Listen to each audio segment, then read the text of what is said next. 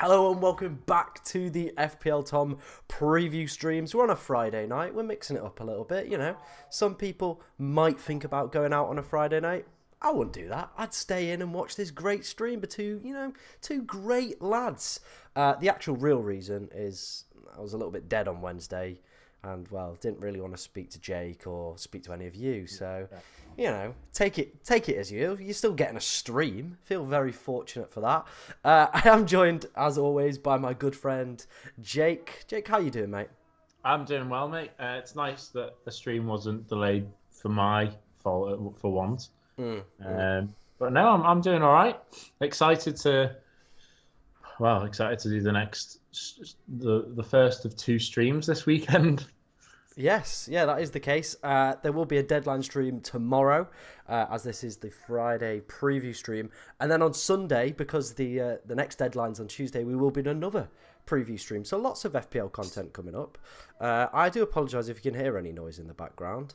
Yeah, let's just put it this way. Mate. Yeah, it's just some guy in the shower. Oh, is he singing? He's singing in the shower, so I've just messaged him to shut up, which would be very appreciated. So yeah, if you do hear any karaoke songs at any point, it's my flatmate, so I do apologise. As always on the stream, we're going to be running through our teams, how we got on in Game Week 13, what our plans are for Game Week 14. We're also going to look at the best Bowen replacement, and with the news that Watkins might miss out on Sunday, we're also going to take a look at the best striker replacements as well. I can see Josh is in the chat, a regular of both streams. Hi Josh, how you doing, mate? Hope you're having a good day. We are going to obviously start off with our illustrious award. As always, it is going to be bed shitter of the week. I think this just kind of it brings the stream, nicely together at the start. It shows people what this kind of stream is about. It's not about top quality FPL advice. It's actually about laughing at other people's mistakes. So yeah, bed shitter of the week is for the player that basically has let people's FPL sides down the most. Jake, I'm going to ask you for your nomination first. Who do you think was the bed shitter of the week for Game Week 13? Well, for me, I'm having a look back at the team because I can't see someone necessarily that's shit the bed for me. Because of all the players that you'd expect to perform have actually performed. The only thing I would say might be a situation which you might have brought up, and I actually, because I'm speaking to you on Skype, I can't actually see the animation of the two players that you usually have on screen. But I don't know if you were mentioning in your deadline stream the two, like the chances of Matoma and Bowen playing, and that maybe being a bit of a letdown. But for myself, I actually can't think of an out and out bed shitter, so maybe you'll have to put my mind at ease potentially this week. Well, we do have two on the screen. We've got Matty Cash, as he came off at half-time for a solid one-pointer. Absolutely delicious. And then Son's in here as well for his 3 offside goals, not rewarding the people who went for him with captain. He was kind of the third most popular pick for captain this game, well, the previous game week gone. And yeah, it didn't go too well, did it, for them? Hopefully, I don't know. Can you hear me? I can hear you. I saw you muted yourself while you're coughing. Yeah, Professional. Just coughed. So hopefully, yeah. YouTube didn't hear me just cough my guts up. Then so I did try to be pleasant there. No, it's fine. It's fine. Now that you've reminded me of Son, I think that's a solid shout. I also understand the Matty Cash one. Yeah, it's quite frustrating. Paul says if that's the two, unless you've got anyone in your team that you are more disappointed with. No, Matty Cash really let me down. I'm not gonna lie. How was Nicholas Jackson this week? Is he not in the running now? No. I feel he's not highly owned enough. But with that Chelsea good fixture run coming up, I feel he's starting to work his way back in. He's like, I've seen this opportunity I've got here. I think I have to pounce on that. But yeah, I'm going to put that poll up now. So get your votes in throughout the stream. Matty Cash versus Son for bed shitter of the week. I like that, to be fair. I think the Cash one's an interesting one though, because I guess at least he didn't go off and miss out on a clean sheet. I mean, he could have been sent off. Very easily sent off. He could have taken after Udoji playing in that Spurs game. Could have been like, there's a fullback, an FPL fullback delight that I can follow the trades of. But no, he didn't go quite as bad. It didn't go quite as bad. Just going to move that out of the way. So the bed shitter of the week poll is up now. So get your votes in for that. Matty Cash or Son for the bed shitter of the week for game week 13. Right, let's move on very quickly. And we're going to look at Jake's team for game week 13. And you know what? To be honest, Jake, it's not a bad game week for you. A green arrow. A little bit on the up after the old... Just. Well, yeah, but you know... It could have been so much more, though. It could have been so much more. I get what you mean. It's a positive, especially after last week's stinker where I benched Simicast and Haaland for a combined total of about 31 points. The past 3 weeks, the past 3 game weeks, including this one, I have played Gordon in one of them, and I've benched him in 2. And if I just quickly go back, he got 7 in the first of those 3. Then I played him, he got 2. And then I benched him again, and he got 13. Nice. So I don't really understand what I'm doing there. Gordon's at home to United. I really do have to just put my faith in him this time, I think, in the next game. Because I think that was something where we were oohing and ahhing over what the right decision was, what the sensible decision was. And I don't think we thought that Newcastle would absolutely thump Chelsea. And so we could understand why it'd be a bit of a toss-up between him and Darwin.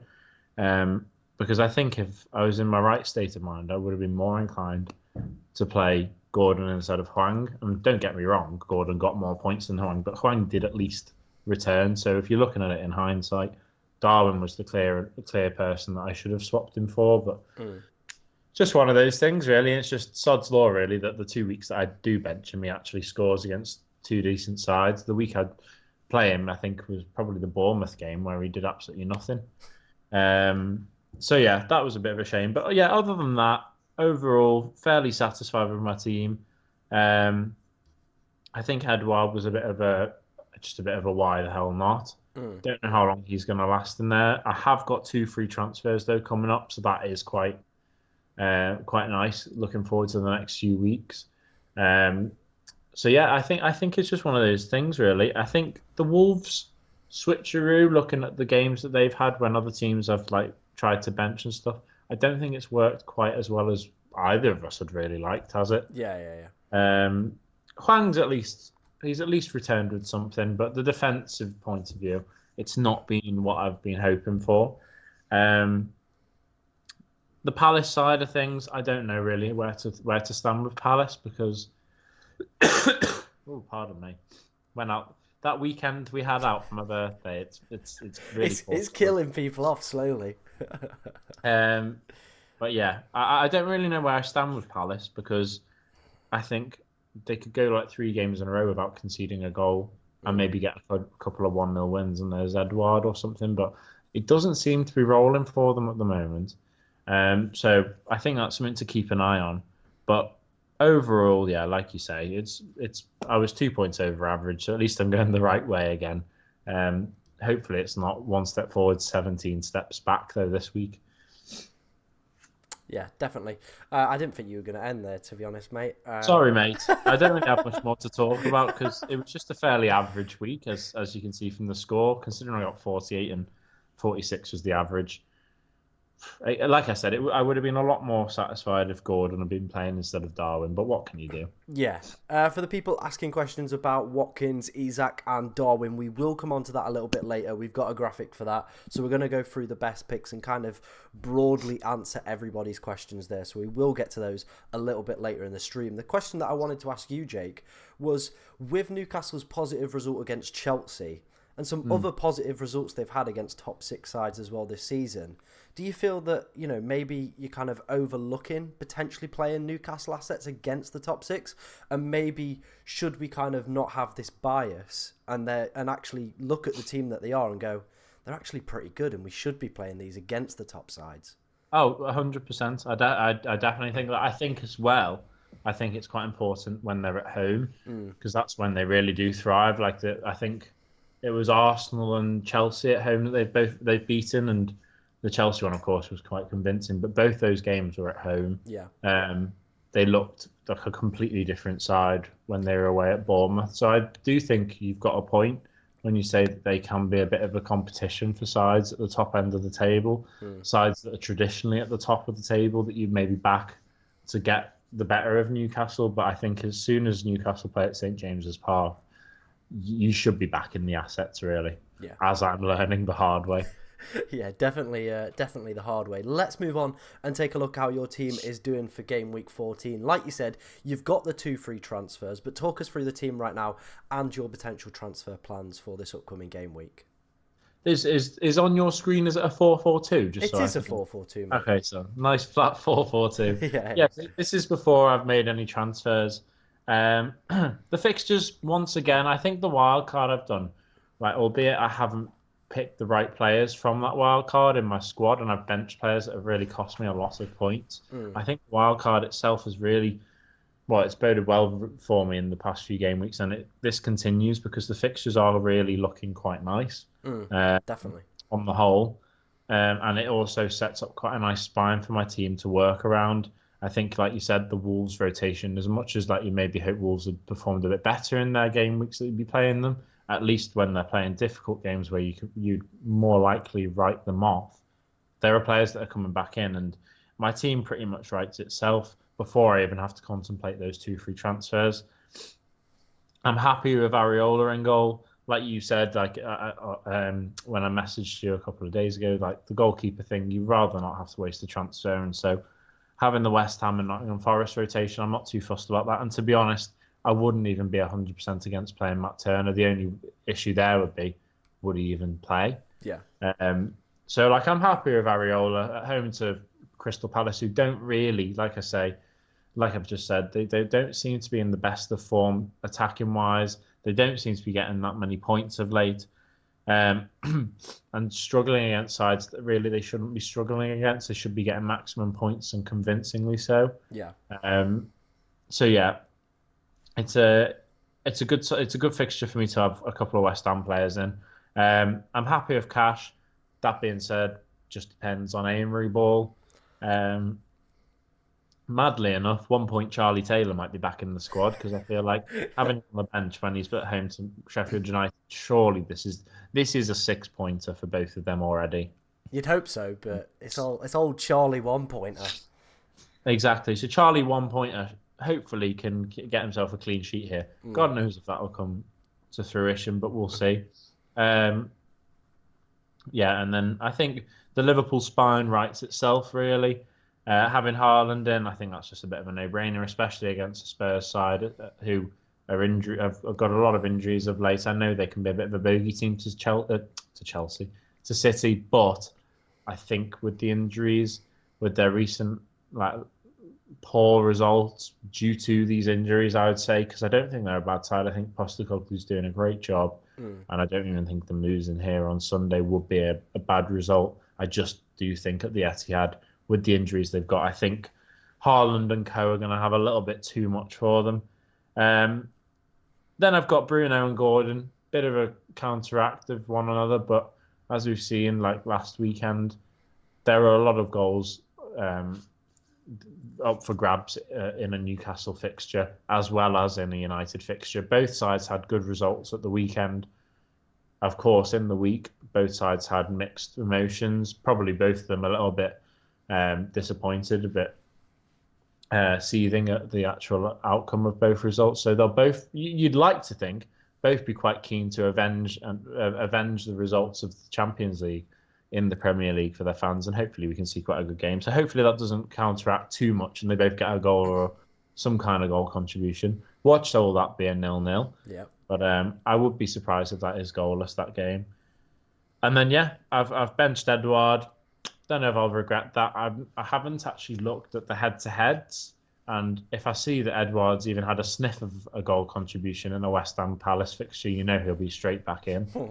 But yeah, considering I've got 2 free transfers, I'm actually not too worried about this team, and I'm quite confident that it's going to do fairly decently this weekend. I'm going to add some doubts to your team. Uh-oh. Yeah. There's quite a consensus going around especially in like kind of the FPL community at the moment on Twitter, around potentially Matty Cash being benched this week. Played a full 90 on Thursday. You know, quite a lot of games coming up, midweek games. City and Liverpool. Arguably, they're the bigger games for Aston Villa. This Bournemouth game, you'd imagine they'd win without him. There's kind of that consensus going around, especially from a lot of people who have kind of Villa know-how as well, that he is going to be benched, which is a concern. Okay. My only other kind of thing I was looking at was the United fixture run that's coming up, and whether or not you'd potentially consider taking Bruno out. Because of the difficulty of it. Well, they've got Newcastle, and we spoke about how good they've been at home. You know, United on that low of midweek, Champions League, potentially going out there. Another embarrassing result for them. You've obviously then got Chelsea at home the week after. That game could realistically go either way. Then it's Bournemouth, great fixture.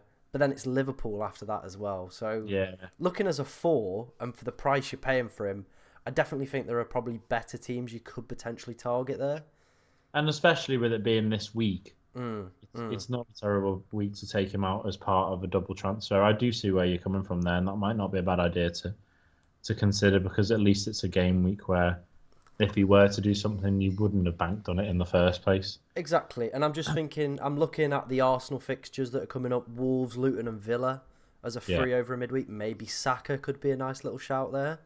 You know, Saka's actually not been in my team all year. There you go. Game week 15, Luton as well. So maybe a captaincy option. Is there a rotation risk with Saka, or does Arteta still play him come rain or shine? Oh, he plays him rain or shine, to be honest, mate, doesn't he? His leg could be falling off and he could be weird. Like, you know, he could be on death row and he'd still end up in that Arsenal 11. Would you not be more inclined to play Odegaard? No. To be fair, though, looking at Saka's data, it's pretty dismal. But he seems to just keep getting attacking returns, which is weird. He does, but you got Odegaard on penalties, and as the captain, you'd surely bank on him to play more minutes, especially if I don't know. That's just. I think I'd still prefer to go Saka over Odegaard, but you do you, mate. Another option you could potentially throw out there: Brian and Mbeumo, Luton at home, Sheffield away next weekend. Not bad at all. Just throwing these options out there. Just throwing them out there. What about Ethan Pinnock, lad? I saw this on Twitter. Ethan Pinnock. Someone was mentioning it. Some guy on Twitter. I can't remember who it was. I don't know. He seems like a small time kind of YouTuber. Doesn't really, you know, do many like streams or anything. Just a bit of a low life. Bit lally in the head. Yeah, just a bit mental. I think looking at Crystal Palace's fixtures after this week, they take a big decline. Actually, no, I'm lying. Midweek they've got Bournemouth, but then after that it's Liverpool, City, Brighton, Chelsea, Brentford as a run. It's rough, that, isn't it? But then watch Palace actually turn up a little bit there. True. It wouldn't surprise me if they go, you know what, City away, well, clean sheet. Yeah. But yeah, I definitely think he might be one, and Odsonne Edouard to potentially look to get rid of within the next few weeks. Yeah, you could see out the Bournemouth game at least. So, like, if I were to, like you suggested, if I were to take out Bruno Fernandes, save a bit of money, maybe go out, look elsewhere, then I could potentially take out an Edouard or a Gahey, and then come Tuesday, then take out the other one. Or could always just keep Gahey, because the defence aren't really that expensive. There's a bit of rotation there. It's not like I'm going to play 4 each week and just get Edouard out after the Bournemouth game. I think I would be inclined to keep Edouard for that Bournemouth game. Are they at home, Palace? My guess is yes, if they're away in the week. Yeah, they are. They're at home. Yeah, they're at home. The thing is, I'd be inclined to keep Edouard for the Liverpool game because he's scored a couple of goals against us. Oh no! Especially at Selhurst Park. Here we go. Ooh, I've just opened this up. I didn't realise I was opening this up. The last time West Ham and Crystal Palace played, it was 4-3. Yeah, I looked at that. Edouard did nothing. Yeah, no goals from Odsonne Edouard though. He scored 3 games before though. Oh. So it's not out of doubt. So I mean, to be fair, even if I wasn't to make a transfer, which I will, I could just do a straight swap for Edouard for cash just to be safe. Yeah. Because I do think Bournemouth seems to be a bit strange. Like, they don't seem to be a side that anyone really wants to back to stay in the Premier League. But at the Vitality Stadium, they do seem to just rally together and get themselves a couple of crucial points. I think they're going under the radar a little bit at the fact that they are getting points that no one actually should expect them to get. It's just that away form that they really need to improve on. It is. It is. So, final question for you, mate. Who do you think is going to be the transfer for you then this week? Say again, sorry, I decided to cough over it. Nice. Really professional stream this one tonight. At least I'm muting it, guys. My final question for you was, who do you think is going to be the transfer that you're going to make this week? I think, like you said, I think the fact that I've got two transfers, I think I'm definitely going to give Gordon the benefit of the doubt, considering the fact that I've doubted him 2 weeks in the last three, and he's got missed out. I've missed out on about 20 points from him, and the week that I played him, he's got 2. So I think it makes sense to play him at St James's Park against United. I think it's under the lights. I believe it's tomorrow evening at 8. Tomorrow evening at 8. That it screams of a really good performance. Granted, I'm just calling a 0-0 here, but because of the atmosphere under the lights, you'd think Newcastle will play quite well. United could shackle if they're not careful. And Anthony Gordon seems to be, when Newcastle are on the right end of a result, Anthony Gordon seems to be as part of a goal contribution. Sorry about that. Oh, bloody hell, mute. I didn't mute. But on the contrary to that, as much as I think Bruno could get a goal contribution, I think with those 2 free transfers, I think it would be daft not to take him out to save a bit of money and maybe recycle that money elsewhere in the same game week. I'm not too sure where the other place would be that I'd look, to be honest. You mentioned that Palace have a tough game, a couple of games coming up. You mentioned that United have tough games. Have you got any idea of a place to look other than Arsenal for a player? Yeah, of course. Brentford have some really positive fixtures coming up. I mean, on paper, Burnley have some really good fixtures coming up, but are you really wanting to invest in them? Chelsea, after game week 16, it's Everton, Sheffield United, Wolves, Palace, Luton as a run, which is a bit ridiculous. Looking elsewhere, Forest have a nice set of fixtures, maybe Morgan Gibbs-White. You were slagging him off last week, if I remember correctly. And then he scored and got an assist, didn't he? Oh, what am I like? It's just my luck, isn't it? So yeah, they're probably other teams. And Newcastle as well have some really good fixtures as well coming up, so they're just some teams I'd potentially look at. Would you bring Gibbs-White in this week, or would you not? For Bruno, and then potentially take out. But if I were to be doing that, I'd be more inclined to bring an Arsenal striker in like Jesus or an Arsenal defender in. I mean, Everton, Fulham and Wolves as a next 3 is pretty decent. But it's the first time he's kind of popped up this season. Yeah, that's the only thing I'm a bit reluctant about. You know. It's an interesting decision. I really like Wolves' fixtures, can I just say, after the Arsenal game. It really is worth keeping Hwang and Totti in, as much as we might be deluded in saying it. Hey, Craig will be back soon. Craig will be back, but unfortunately it's no longer Craig Dawson's season. That's true. When's it going to be? What season is it now? Ethan Pinnock yet or not yet? No, we went for Thiago Silva, but we'll look at that. No, you didn't. You duked all of your subscribers. Benched him 3rd sub. I think we're kind of leading on nicely to take a look at my team, to be honest. If it wants to move, it has moved. There we go. Game week 13. My team, and an absolute disaster. So we had 2 free transfers. We had Craig Dawson on the bench. He was a big problem. We also had Matoma, who picked up an injury and wasn't available. So I went for Cole Palmer. I don't regret that decision. I think that decision in the long term is still a good transfer. My other plan was to go for Eze, and if I'd have done that, I'd have been in a really sticky position this week. A lot of injuries, a lot of players with poor fixtures coming up. So I think I made the right move longer term to go for Palmer, and hopefully you can pick up some kind of points over the next few weeks. The defender move, that's where it fell down a little bit, because I put Thiago Silva in, but while I was doing it and streaming at the same time, I forgot to click save. So Thiago Silva went 3rd sub. And yeah, had a stinker. It benefited. Well, somehow benefited because he had the worst game possible. And now it makes me think... Who had you benched?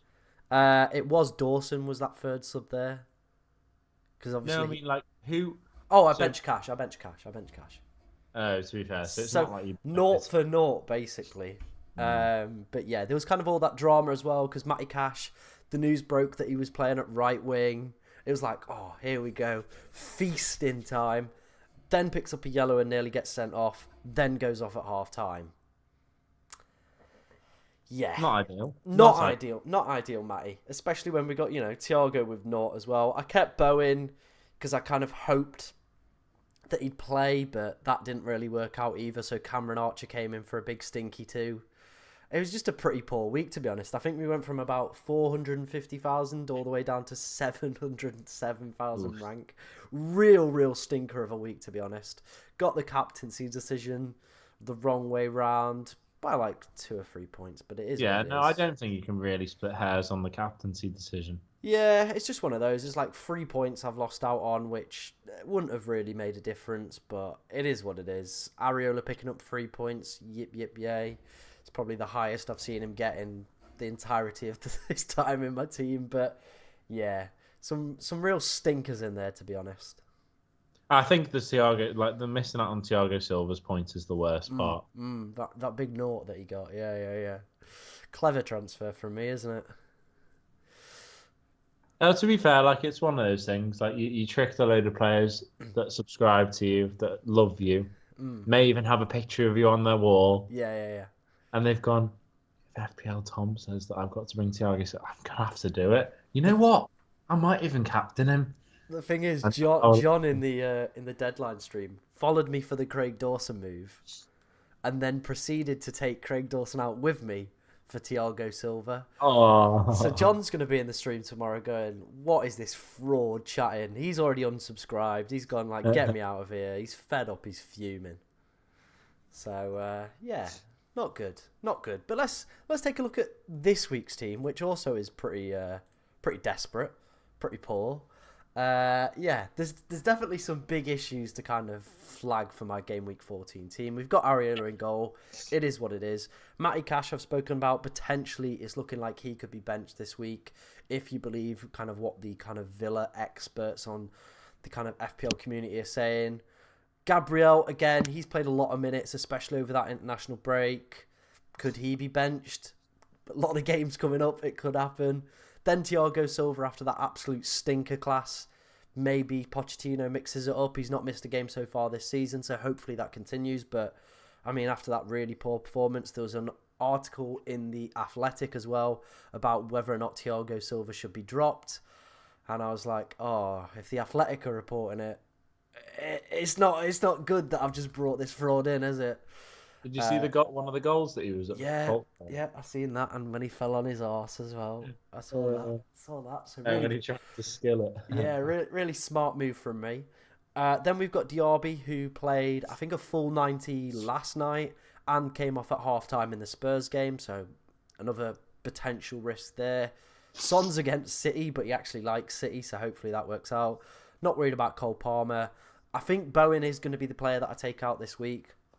It's a knee injury, so it's not like a little muscle strain or kind of anything like that where it's kind of a quick fix. The knee injuries usually take a little bit of time to kind of recover. With so many of the good game weeks coming up for him in such a short space of time, I do think it is just worth taking him out. And I think the move that I'm going to make there is for Mbeumo. He's going up tonight, so I'm going to make that move nice and early. Actually remember to save my team as well this time.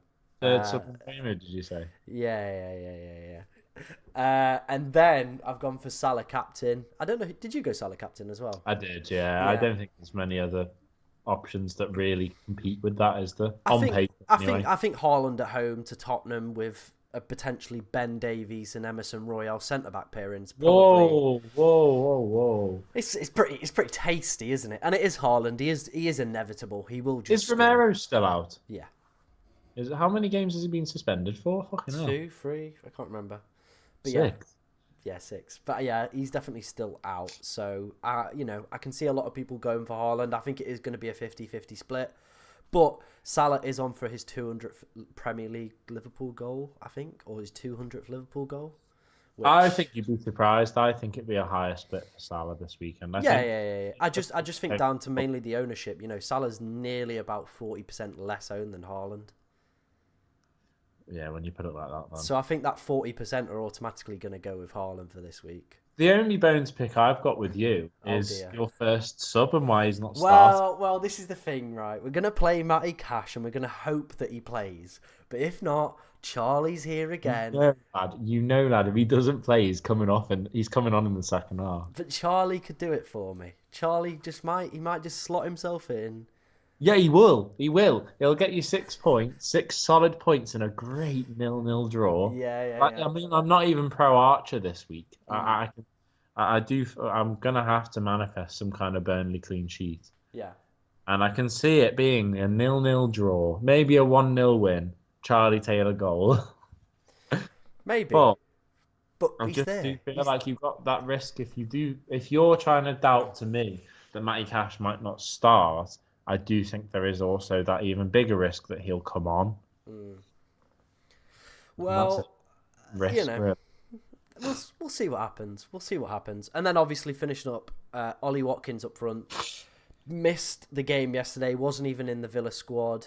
Emery's come out today and said it's going to be a 50-50 call, whether or not he trains tomorrow. So that's fun and really enjoyable. But on that, FPL Focal has tweeted that his reliable source will have news for him in the deadline tomorrow. So that's positive. And if we get good news around him, then that would be great for me and my team. Has he got Ollie's dad on Snapchat or something? Yeah. Ollie, pal, I've just got this YouTuber on Blower. Just wants to know if you're playing on Sunday. Ping us if you're playing, Ollie. Yeah. Drop us a WhatsApp. But yeah, that would help the situation. Like I said, the transfer that I'm thinking is Bowen for Mbeumo this week with them having Luton. But yeah, I think the team's in a bit of a sticky position. Let's put it that way. I actually don't think your team looks that bad on paper. I think Chelsea are in a really weird position at the moment. They've met a Newcastle side who, like I said, at St James's Park just seem to just hit the ground running. I think Brighton aren't playing anywhere near like they should be. And so I do feel like Chelsea will get the better of Brighton considering the fact that they're at Stamford Bridge. Yeah. I think I get what you mean about I think the issue you've got is Aston Villa being your spine and you not being sure how long they're going to play, if they're going to play at all. Because on paper, the three of them playing, if you knew they were going to play, you'd be so much more confident about your team. Yep. I think that's really the crux of it, isn't it? Yeah. It's just like Will the those minutes players play? How long for? And do you have to worry about maybe bringing someone else in? Otherwise, you're just going to get that smelly 1 point off the bench. But other than that, it's not a bad team at all. I really do like the Cole Palmer player as well. Like, he's another player that I might even consider bringing in this week. Yeah, some really good fixtures coming up. And like you said, Brighton's league form this year's just been a little bit shaky. United in midweek as well. Again, that game could go either way. There's no kind of real... I don't know who I'd put down as favourite for that game, to be honest. They're both just a bit crap and inconsistent. Which one did you say, sorry? The United Chelsea game in midweek. I really wouldn't know who to put down as favourite. Is it at Old Trafford? Good question. My guess is yes. I think it should be. It's at Old Trafford, so you'd probably say United. But yeah. This is what I mean. Like, that game is going to be ridiculously hard to predict which way to go, to be honest, isn't it? So... 0-0. 0-0 secured for that one. one. It's all right, though. Thiago Silva will be laughing. Oh, yeah, I'll be very happy. Very happy with Thiago if he does that for me. Thank you. Come on, Thiago. Just get us a big clean sheet. Nice clean sheet. No benching, please. Right, let's move on from my team and take a look at my top pick for the transfer for this week. I think we're going to include this in every single week. It's going to be my top pick for a transfer. Jake can agree, or probably in his case will disagree because, he just hates me and thinks I'm a bit of a prick, but it is what it is. My top pick for a transfer for this week is Bryan Mbeumo. As you can see with the next three fixtures on screen, Luton, Brighton and Sheffield United. Some absolutely scintillating fixtures, good data over the past 5 game weeks and good predicted points coming up for old Brian. Jake, Do you agree or disagree with my potential transfer of the week? I completely agree with your potential transfer purely for the fact that the next four are really good, and then they just continue after that. I know they've got that game where they don't play because of the City Club World Cup, and I'm sure that will get filled in somewhere. But even the fact that that is getting filled in somewhere, and you would bank on them to lose that game, if Brentford are going to get anything or a goal from that game, then he'll probably be the man that's involved in it, and he's going to have another game in that game week. So I think it's just looking at it, lad. I think you'd be daft not to go for a Brentford player this week. Yeah, 100%. You're leaving me on like tender hooks this week. I can't. Usually, I'm quite good at predicting when you're going to finish your sentence, but you're just teasing me. It's this cough. It's this bloody cough. It's just something in there. I think there's like a rat. But no, I actually looking at it. I don't think I've given it as much luck as I have right this second. But all the way up until up until game week 22 when they're away to Spurs the day before New Year's Eve. So that's 7, I think. Yeah, 7 games, 8 game weeks. I know because they have that City game where they won't. The blank in 18. But it will then make up because apparently that's going to be game week 20. There you go, exactly. So that includes before that game against Spurs, where the fixtures start to go a little bit sour. Because they have Spurs and City either side of January and February. I don't know why I've said New Year's Eve. I didn't mean New Year's Eve. I meant the end of January. Sorry about this. But no, like I said, the next 7 games are all games where Brian and Wayne could get something from it. And so yeah, I actually do think it would be daft not to go for a Brentford player over this festive period. Well, I didn't expect this. Us agreeing yet again. I also think Morgan Gibbs-White's a great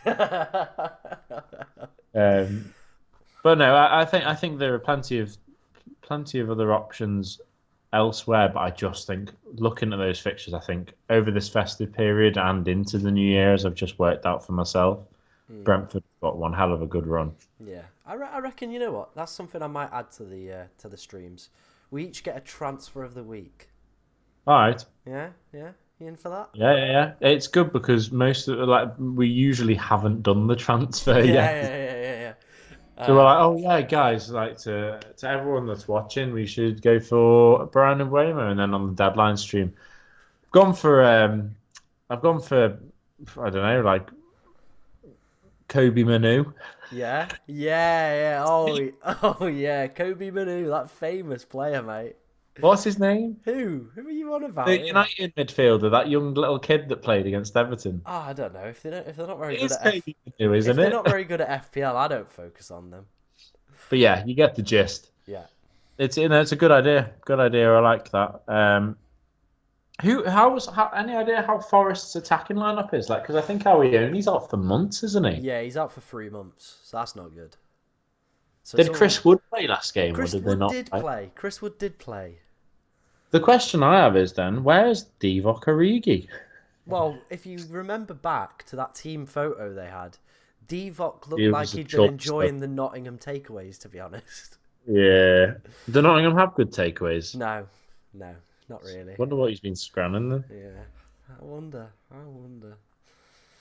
Anyway, it's Chris Wood then, maybe the answer. Would that be your transfer of the week then? No, if I was to be devil's advocate, I think looking at Forest's next 3 games, they do look quite favourable to Forest. But if they don't have some out-and-out striker to put the chances away, then they could be in trouble anyway. I'm just a bit reluctant to go for Gibbs-White because I think he's a great player. I really like him, and I did have him in already. But I took him out after he just didn't have any attack and return. Everything. No, like whether it be a goal or an assist. No, most of the time it was a goal. Awoniyi was just the man for Forest this season.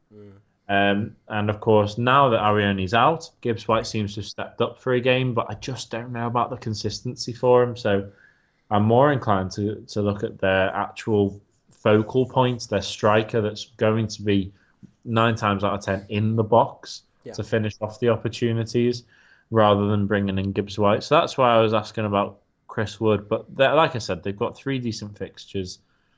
if they blow Everton away at home this weekend, then maybe it's something to look at. But I don't know if I'm 100% convinced on them and on Gibbs White's consistency to actually back him to go in. So to be honest, I can't really give you much of an argument against going for someone from Brentford. Whether that be Brian and Mbeumo, I get why you've gone for him, but it just depends on if someone needs a defender. I'd still go for a defensive player for Brentford, and if someone needs a striker, I'd still go for potentially. I'd potentially still go. Wissa's still playing, isn't he? He's not. He's still playing, but I don't think he's done anything for a couple of weeks. I know, but like these next fixtures, you would think that Brentford will get a couple of decent wins out of that. You'd like to think so, otherwise they could be in a bit of trouble. No, you'd hope so. But I think Brian's the big man, isn't he, on penalties as well, which is always just easy points, isn't it, really? Yeah, until he's third sub on your team. Well, yeah, until you forget to click save on the old transfer. But yeah, that was my transfer of the week. We're going to add that as a new addition to the show. Jake's going to get one. I'll kindly give him an option until he starts, just bringing random dribble to the stream. And I've just got to just go like, sorry, Jake. It's been a good run, but we're going to have to let you go, I'm afraid. Yeah. Right, let's move on. We're going to take a look at some striker replacements for this game week. Obviously, there is the news that Ollie Watkins potentially won't play on Sunday, and people have kind of clambered to two kind of camps, if you'd like. There's the Isak camp, and then there's the Darwizzy camp. Now on screen right now, we do have the data for Watkins, Isak, and Darwin over the past 5 game weeks, and as you can see, Ollie Watkins is still kind of blowing them out the water with expected goal involvement, goals, and points. Now, Isak's data is looking a little bit skewed because he's only played, I think, 1 game in that time period where he had 1 shot against Chelsea. So it's a little bit skewed for him, down to the fact that he's been injured. But, Jake, if you was to pick an option for a potential replacement for Ollie Watkins this week, who would you go for, Isak or Darwin? I think Darwin makes sense, but I think the fixture really suits Darwin. I think he seems to be thriving at the moment, and also if you look at the fact that he will be a lot more fresh because he only played about half an hour at most against Lask yesterday in the Europa League. So you would think that's a suggestion that he's been rested for Sunday. So I would more than expect him to make the lineup come Sunday. Not saying that Isak won't, especially with the injuries that Newcastle are suffering from. I'm not saying that he won't score, but I just feel like at home to Fulham, it just seems to be a no-brainer to be playing Darwin, considering he's probably going to start. Well, I say he's probably going to start. I'm going to put my money where my mouth is. He's going to start because of everything suggesting the case. Yeah. You know what I mean? Like, he's been rested, it seems. He's played a couple of minutes against the last half an hour. He looked sharp then. He's looked sharp in any league game that he's played. I guess the City game will probably be his quietest, but even then he's still got involved when he's needed to. Bloody cough. But I think on the whole, I think Darwin would make the most sense, especially with the games that Liverpool have got coming up as well. Yeah. I think it does edge Newcastle's fixtures. I think for the next 3, I definitely think Darwin makes more sense. I think if you're looking around game week 17, Newcastle then play Fulham, Luton and Nottingham Forest, whereas Liverpool have United, Arsenal and Burnley. So maybe... They're at home, though. They are at home, I get that. But I think maybe then that's where you'd probably say Darwin to Isak over that next period. That's potentially something you could look at. It is, but I think it's something you have to look at closer to the time, because if Darwin's like firing on all cylinders, then you're going to probably keep him in against the likes of United and Arsenal when they're at Anfield. Yeah. But I completely get that on paper, like the fixture change makes sense. But if Darwin's flying, you probably look elsewhere to bring a Newcastle player in during those fixtures. But right this second, I think, like you said, they do just slightly shade the Newcastle fixtures because they're all, Fulham, Sheffield and Palace, they're all teams that Liverpool should be beating home or away. Newcastle, they've got United. Maybe they'd edge that one. They've got Everton. You'd think they would win that one. And then, of course, the Spurs one could be a bit of a tricky one, just dependent on who's back for Spurs. But It's one of those things, really, where having a Newcastle player isn't the end of the world for these next couple of months. But I think right this second, you've got to back Liverpool. Yeah, 100%. I think I do agree with that. I think Isak as well is. I just can't get. I've never ever had him in my team for like a long period of time because he does seem so susceptible to both injuries and rotation as well.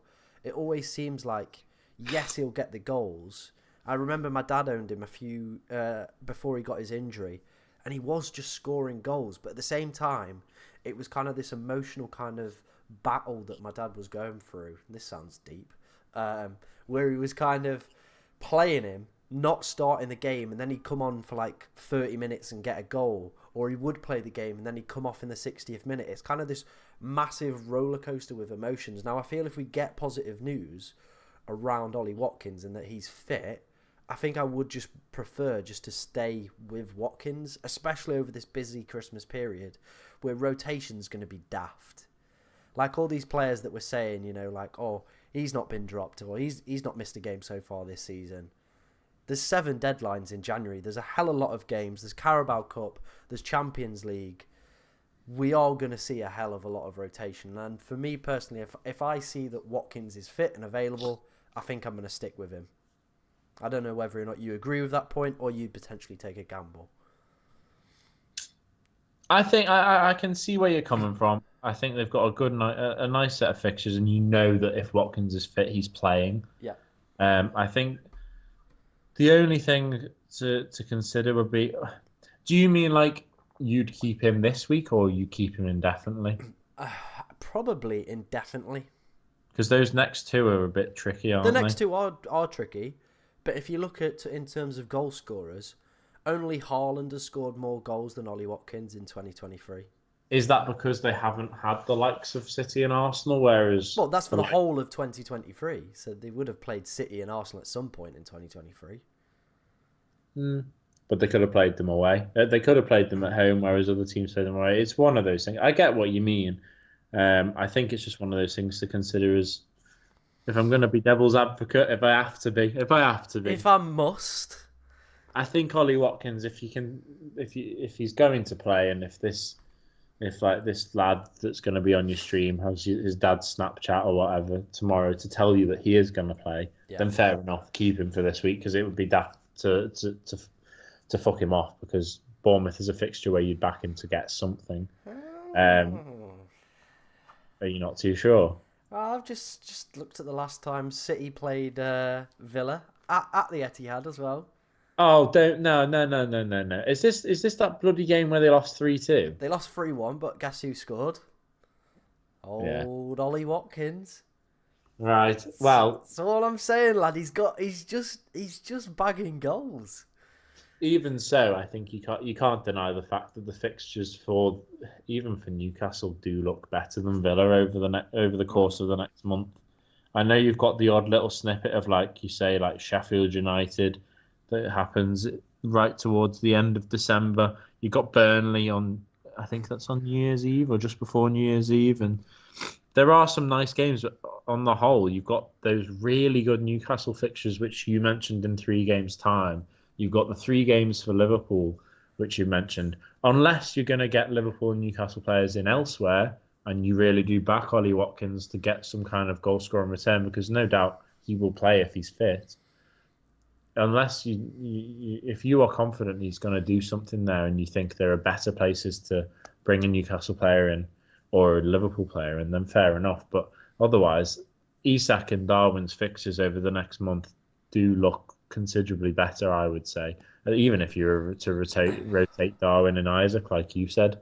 But it's one of those things, like you said, the stats don't lie. And if Ollie Watkins is out statting everyone, then fair enough. Go with your stats. But I think if you're going to go with your stats, you've also got to look at the statistics on paper and see that the fixtures are considerably better. Yeah, I agree with that. I agree with that. Liverpool and Newcastle. But it's one of those things, really. You can never get it right, can you? Well, you can never be perfect. I've just loaded up the head-to-head for the Arsenal Villa game as well. February of this year. Guess who opened the scoring? It was Ollie Watkins. So, Yeah. Well, if we were gonna go like that, I actually remember. I don't actually need to open anything up for this. But Liverpool Fulham, Yeah. first game of last season. It was Darwin Núñez's first game, and Yeah. he got a goal and assist. Good for Darwin. Good for Darwin. I'm just saying Ollie Watkins has been a bagsman for 2023. And I Yeah, just I can't disagree with that, but I just think I do just think that I just think the fixtures look so much better for the likes of Liverpool and I Newcastle. agree. I That's agree. not to say that Ollie will come out of it below them both, but if he's an injured out as well, and if you are, like I said, if you're that desperate to keep Ollie Watkins in, there'll definitely be places that you can bring either Darwin or Isak in as well, and Mm, just maybe sacrifice something in midfield, or bring an alternative Liverpool and Newcastle player into midfield yeah. because you can definitely fit it Well, around that. I think I've been having a look, and I think Anthony Gordon would be the one that I think I would prefer. I think his minutes are just that little bit more secure, Yeah.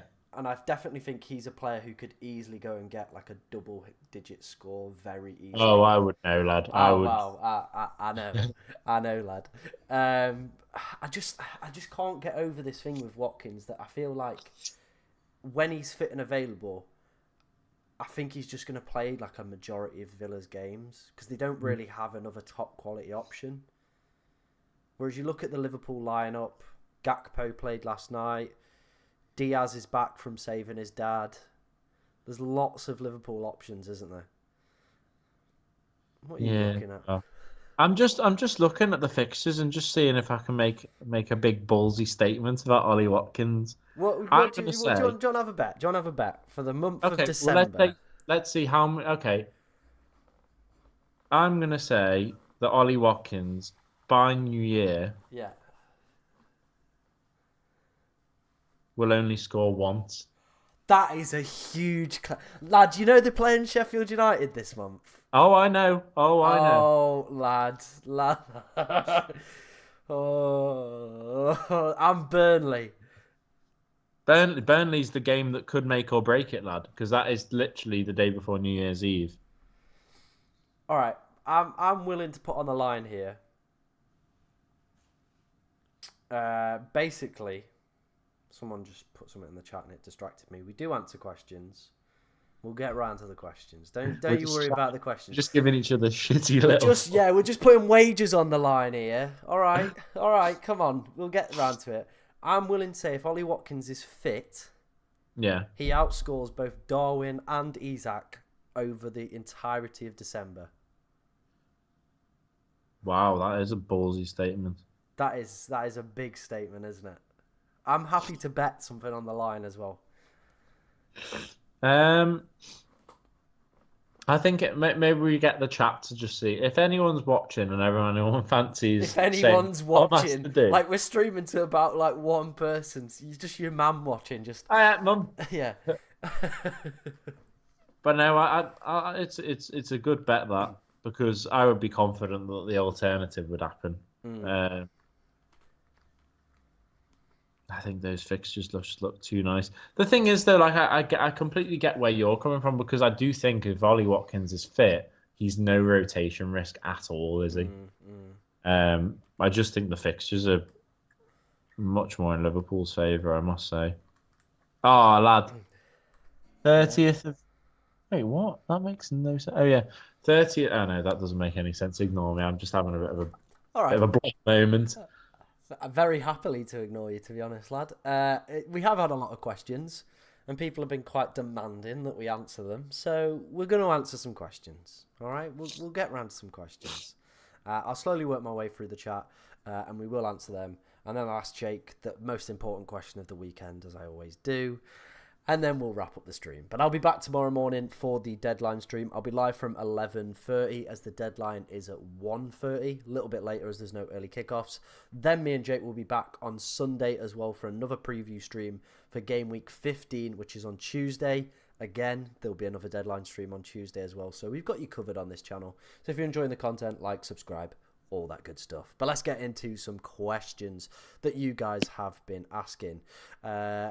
Someone's asked, any chance you could help me? I have Gabriel and I'm wondering if I should chance getting in Simicast. I love the look of him or get Saliba now and be safe on a double up. So the question is, bring in Tsimikas or go for the Arsenal double up in defence? I don't think the Arsenal double up is terrible, but then it's just one of those things, really, isn't it? At least you've got both grounds covered. If one team lets you down and one other team wouldn't have. I also feel like Tsimikas should play. He's got 3 really good fixtures, like you've mentioned, and by that point, we'll have some kind of update on how Robertson's maybe doing.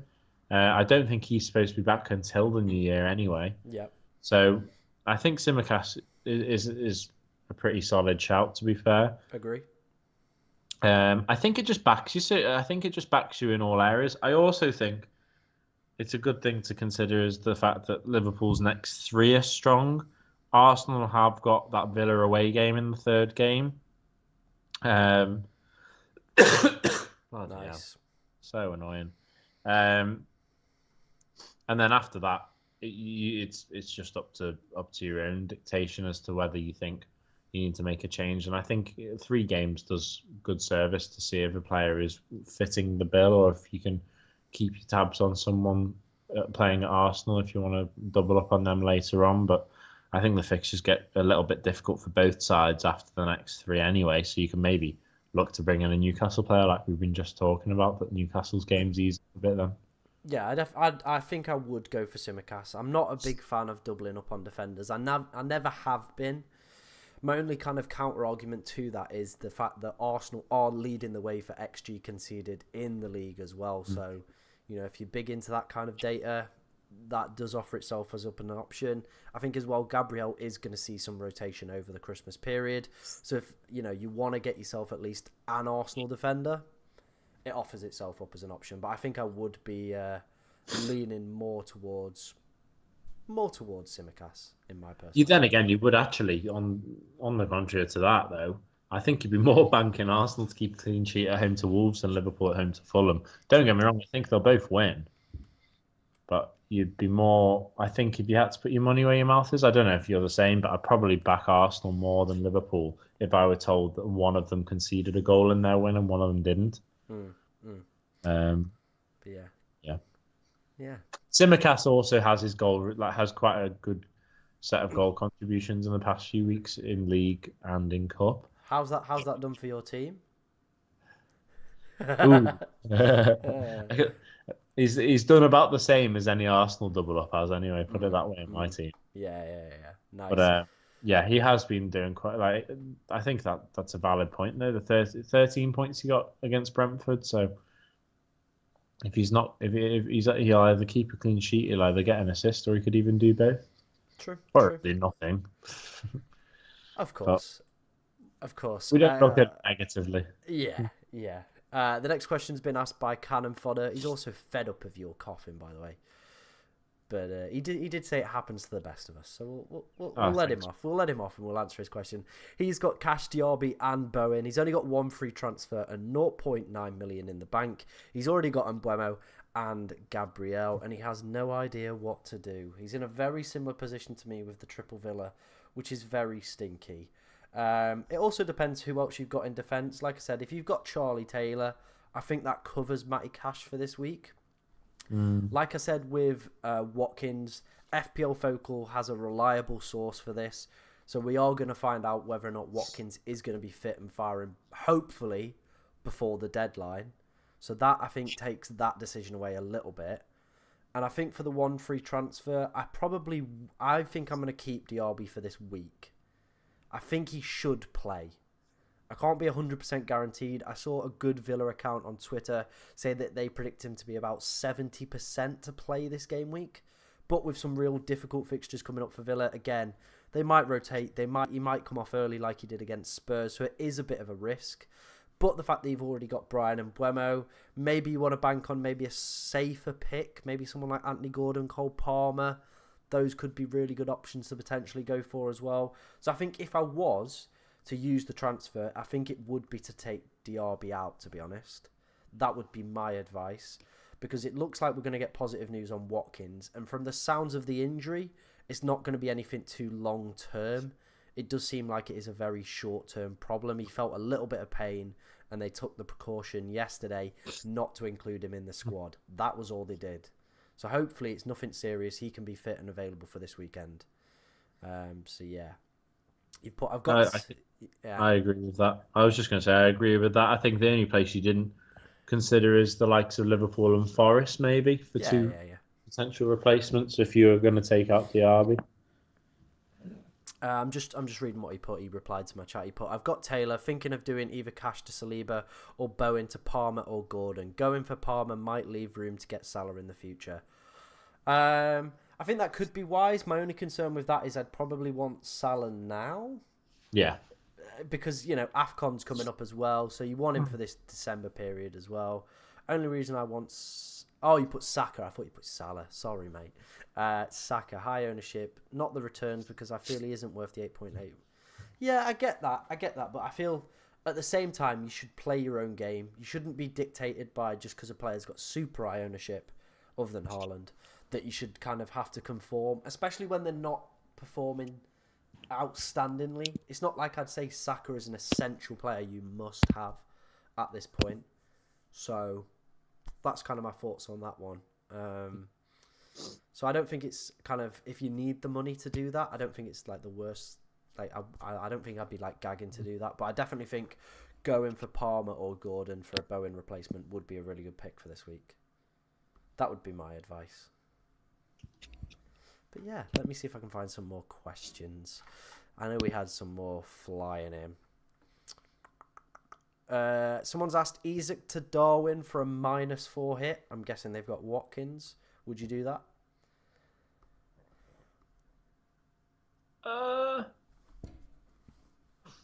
I don't know if I would,